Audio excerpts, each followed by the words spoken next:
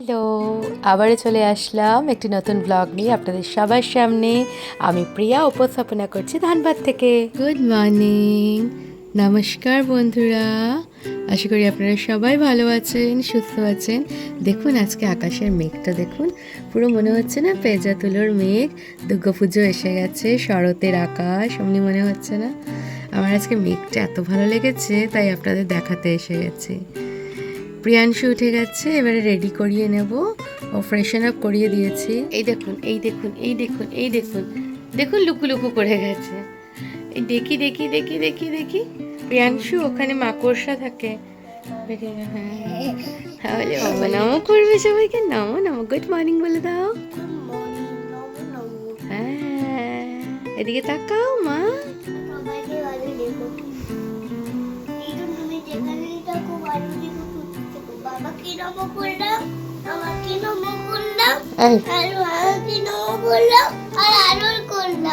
আরে বাবা, God bless you সোনাই, গড ব্লেস ইউ। প্রিয়াংশুকে স্কুলে ছেড়ে দিলাম, এবারে বাড়ি যাচ্ছি। আজকে আর লেট করেনি কিছু না, তো বেরোনোর সময় দেখাতে পারিনি।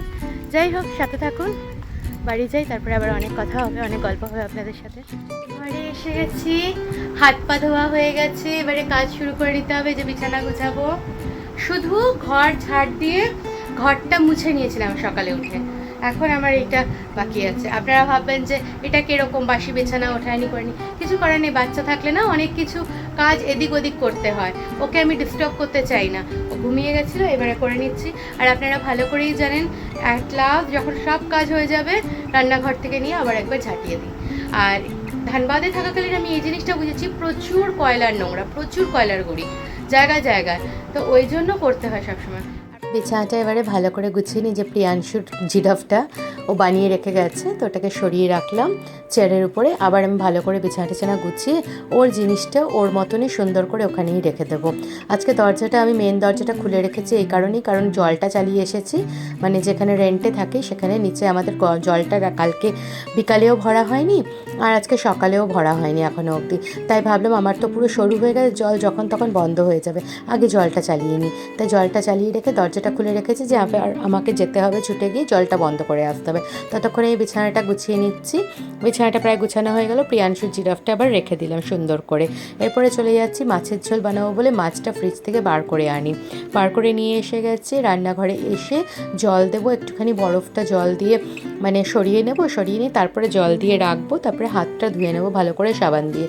কারণ মাছ মাংস ডিম যতই হোক না কেন, আমি ডিমটা ধরার পরেও হাতটা ধুই। তার কারণ হচ্ছে প্রত্যেকটা জিনিসে না এখন ভ্যাকসিনেটেড থাকে, তারপরে অনেক রকম ইঞ্জেকশন দেওয়া থাকে, কী থেকে কী রোগ হয় না রোগ হয়। একদিন পড়েছিলাম, ডিম যদি ধরা হয় হাতে, কাঁচা ডিম, তো ওটা ভালো করে হাতটা ধুয়ে নেওয়াটা শ্রেয়, কারণ কী কী থাকবে না থাকবে জানা নেই। এরপরে যাচ্ছি, চলুন হেঁটে হেঁটে যাচ্ছি, একটু বেগুন নিয়ে আসবো। ফ্রিজের কাছে আসলাম, একটা বেগুন নিয়ে নেবো, কারণ মাছের ঝোলটা বানাবো বেগুন দিয়ে। ভাত বসিয়ে দিয়েছি একদিকে, আর একদিকে একটু চা করে নেবো নিজের জন্য।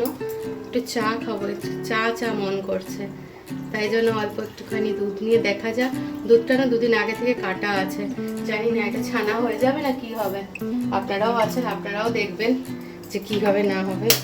একটু চা খাবো, চায়ের মন করছে, চলুন চা বানিয়ে নেওয়া যাক।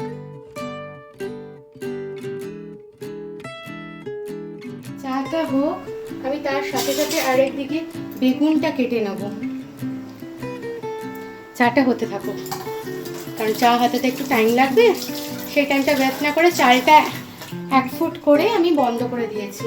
তারপরে আমি জল বন্ধ করতে গেছিলাম, জল বন্ধ মানে জল চালিয়েছিলাম, এটা বন্ধ করতে গেছিলাম।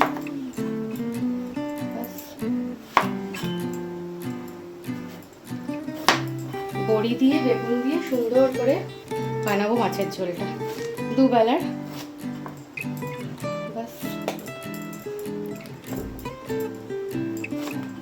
আপনারা কারা কারা পছন্দ করেন এরকম বড়ি বেগুন দিয়ে মাছের ঝোল, বলবেন, জানাবেন।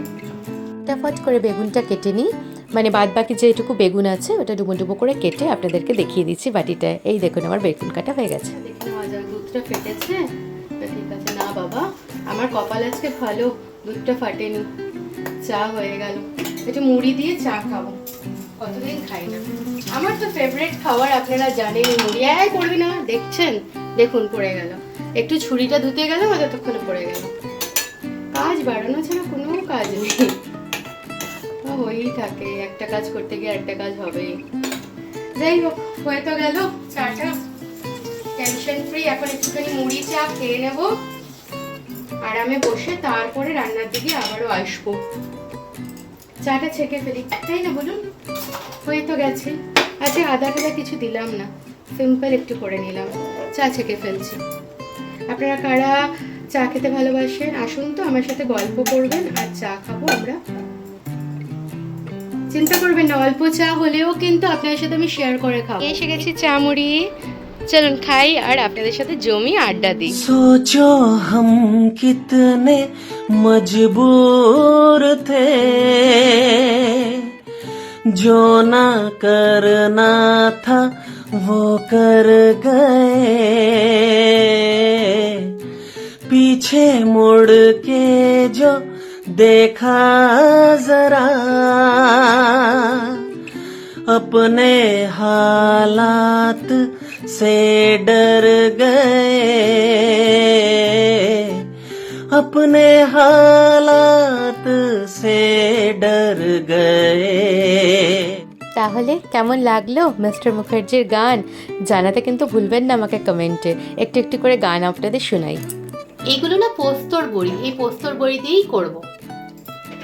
কড়াই তো গরম হয়ে গেছে, বড়িগুলো দিয়ে দুবেলার জন্য আজকে মাছের ঝোল ভাত বানাবো। বেশি দেবো না, কারণ বেশি দিয়ে লাভ নেই, দুবেলার জন্য এটাই এনাম। বেগুনও থাকবে তো, হয়ে যাবে। একটু নাড়িয়ে চাড়িয়ে নিই, সুন্দর করে লাল লাল করে ভাজা করে নিচ্ছি।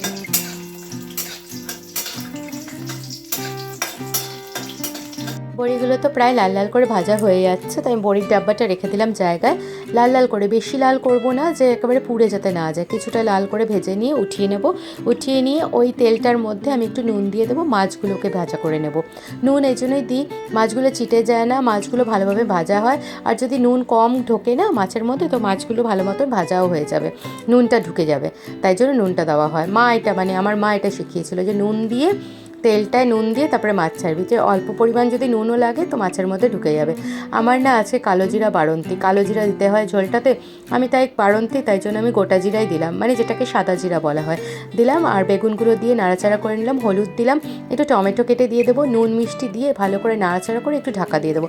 বেগুনগুলো অল্প নরম হয়ে আসবে যখন, তখন আমি এটাকে মানে ঢাকাটা খুলে জল দিয়ে দেবো, মাছগুলো দিয়ে দেবো, বড়িগুলো দিয়ে দেবো, বা সিম্পল রান্না হয়ে যাবে। আমি এই মাছের ঝোল না বেশি মশলা দিয়ে করি না, মনে হয় যে বেশি মশলা দিয়ে সবসময় খেতে ভালো লাগে না, তাই জন্য হালকা পাতলা একটু নর্মালভাবে করার চেষ্টা করি। আর সরি, মাঝখানে একটু রিমোটটায় মানে হাত মানে লেগে গেছিলো, তাই জন্য একটু আওয়াজ হয়ে গেল, ক্ষমা করে দেবেন এইটুকুটার জন্য। বাস এদিকে আমি মাছের ঝোলটা বসিয়ে দিলাম, আর এখানে এসে গেলাম বাসনটা মাজতে। বাসনটা মেজে ফেলি, যেটা আমার দৈনন্দিন কাজের মানে কাজটা করা দরকার সেটা। আর সকাল সকাল তো সব অন্য কাজগুলো হয়ে গেল। এই যে আমি মাঝখানে 2 থেকে 2.5 ঘন্টা পাই, আধা ঘন্টা তো ধরুন বাচ্চাকে নিয়ে গেলাম, মানে প্রিয়াংশুকে নিয়ে গেলাম, প্রিয়াংশুকে নিয়ে আসলাম, এটা হয়ে যায়। আর যেটা পাই মাঝখানে যে 2 ঘন্টা পাই, সেই 2 ঘন্টার মধ্যে আমি ঘর পরিষ্কার করা, আনুষঙ্গিক কাজ করা, ঘরে রান্নাবান্না করা, বাসন ধোয়া, এসব করে পরিপাটি করে গুছিয়ে নিই। কারণ প্রিয়াংশু আসলে ফুল টাইমটা দেবো, আপনারা ভালো করেই জানেন। কারণ ওর বন্ধু বলতে, সব কিছু বলতে আমি ওর বাবা, মানে ওই দুনিয়াটা সারাটা দিন আমার সাথে কি করে কাটায় আমিই জানি। একটা বাচ্চা সে তো বন্ধু চাইবেই, কিন্তু নাও ফোন দেখতে বেশি ভালোবাসে, নাও টিভি দেখতে ভালোবাসে। আমি বাধ্যতামূলক কিছু কিছু সময় ওকে আমি ফোন দিই, নয়তো ফোনও চায় না। বাসন টাসন মাজা হয়ে গেছে, এসে গেলাম ওষুধ খেতে। আমি ভীষণ ভুলে যাই ওষুধ খেতে, ওষুধ খাওয়াটা না আমার কাছে মনে হয় বিরাট বড় কাজ। তাছাড়া আমি অন্য সব কাজ করে নেবো, ওষুধটা আমি খেতে পারবো না। এই জন্য আমার হাজব্যান্ড বলেছে তুমি একটাই কাজ করো বাবা, অ্যালার্ম দিয়ে দাও। এই যে ওষুধ নিয়ে নিলাম, অ্যালার্ম দেওয়ার পরে জানেন ভালোই জিনিসটা দেখলাম যে ঠিক টাইমে ওষুধটা খাওয়া হয়ে যায়, ট্যাঁটা ট্যাঁটা করে বাঁচতেই থাকে। এখনো ওষুধ খেতে হয়, ওষুধ খেতে না ভুলে যাই, তাই অ্যালার্ম দিয়ে রাখি। একদিন এরকম ভুলে গেছিলাম, হাজবেন্ড বলছে এবার থেকে অ্যালার্ম দেবে 11টার সময় ওষুধ খাওয়ার। কাজ করতে করতে সব ভুলে যায়। আপনারা কি মানে আপনারা কারা কারা আমার মতন ভুলে যান বলবেন তো?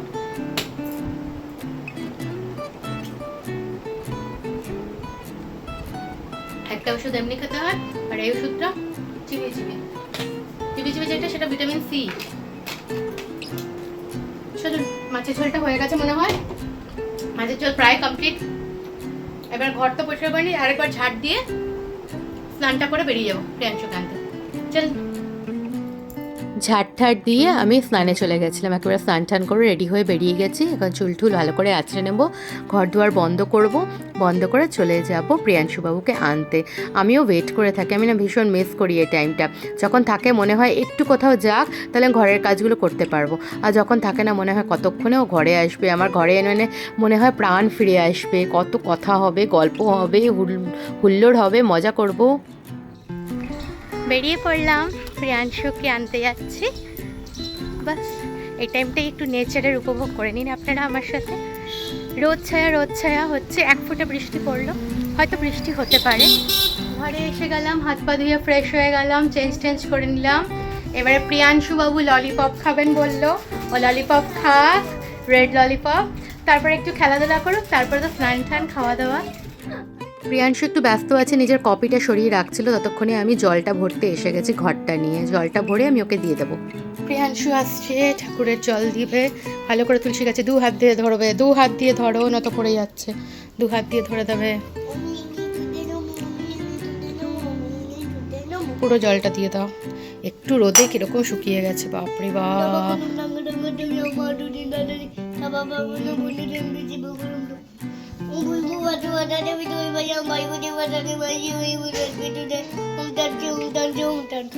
চলো, সব শুষে নে, না নিয়ে নিচ্ছে জল, আস্তে আস্তে শুষে যাবে। চলো ঘরে চলো।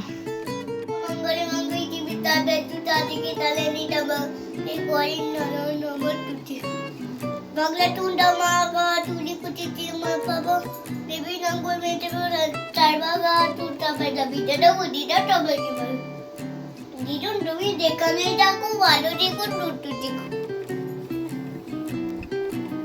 গড ব্লেস ইউ সোনা।